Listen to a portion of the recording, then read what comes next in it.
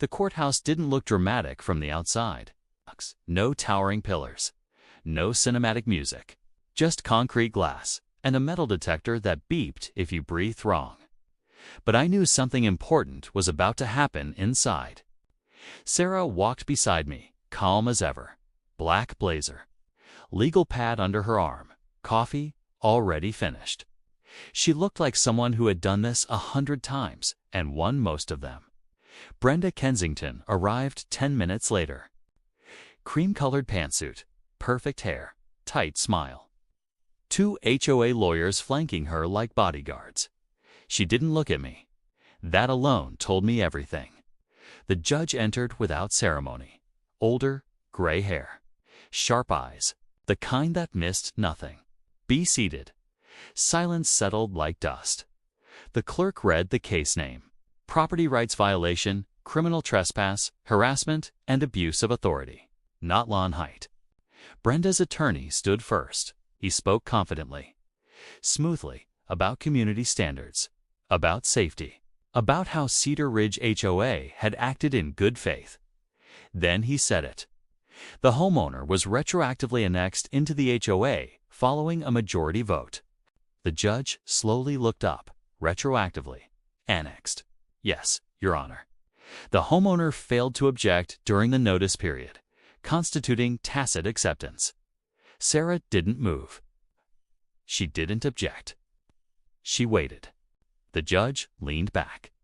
You're telling this court, he said slowly, that a private organization voted to absorb private property without a signed agreement. Brenda finally looked up. She nodded. That was mistake number 1. Sarah stood. No theatrics, no raised voice, just facts. She handed the bailiff a thick folder. Your Honor, this property was never part of Cedar Ridge HOA. No covenant. No deed restriction, no signature, no consent. She turned one page. Here is the purchase contract. Here is the title report.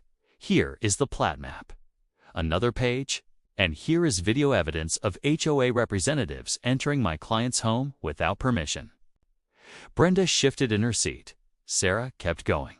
They trespassed. They harassed. They sent fines. They sent crews. They sent private security. Then she paused, and they violated a court-issued restraining order. The courtroom wasn't quiet anymore. It was tense. The judge nodded once. Play it. The screen lit up. There it was. HOA staff inside my living room. Clipboard. Tablet. Smug confidence. Then the backyard footage. Bolt cutters, shed latch, snapping. My name circled in red. The judge's jaw tightened. Brenda's lawyer leaned over, whispering urgently. Brenda stared straight ahead. The judge removed his glasses. I want to be very clear. He looked directly at Brenda. HOAs are not governments. They do not annex property. They do not override deeds. And they absolutely do not enter homes. Brenda opened her mouth. He raised a hand. No. Silence.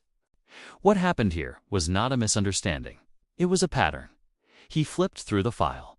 Pressure, intimidation, public shaming. Surveillance, he looked up again.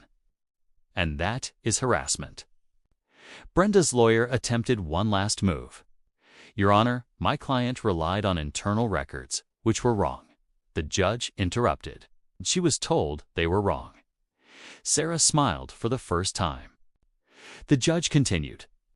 This court finds that Cedar Ridge HOA had no jurisdiction over this property. Brenda's shoulders stiffened. All fines are void. Her lawyer froze. All notices are null. Brenda's face drained of color. And this court issues a permanent injunction. He leaned forward. No representative of Cedar Ridge HOA may step foot on this property again. A beat. Violation will result in criminal charges. The judge wasn't done. Additionally, he said, I'm referring this matter to the county prosecutor. Brenda looked up sharply. For criminal trespass, harassment, and violation of a restraining order, The courtroom buzzed. Brenda's lawyer whispered frantically. Brenda didn't respond. She couldn't. Outside the courthouse, cameras waited. Brenda exited through a side door. No smile, no confidence. Just damage control. Sarah shook my hand. They won't come near you again. She paused. And if they do, they'll regret it. The letters stopped. The flyers disappeared. The drone never came back. A quiet envelope arrived instead. Certified mail. Inside, a formal apology, a settlement offer, and confirmation. In writing, that my property was not, and never would be, part of Cedar Ridge HOA. I framed it, hung it in my office. People think HOAs are about lawns. They're not. They're about control. And sometimes, the only way to keep your freedom is to fight for it.